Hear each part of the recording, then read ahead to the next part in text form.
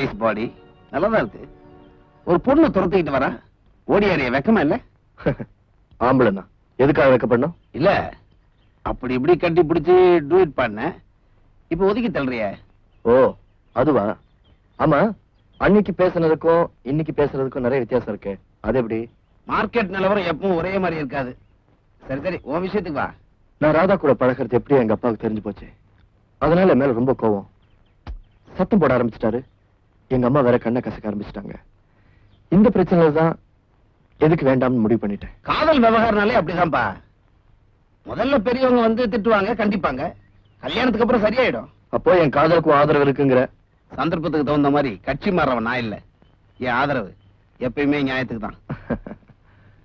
வரட்டுமா ஜமாய்? ஓகே. எத்தி அடி.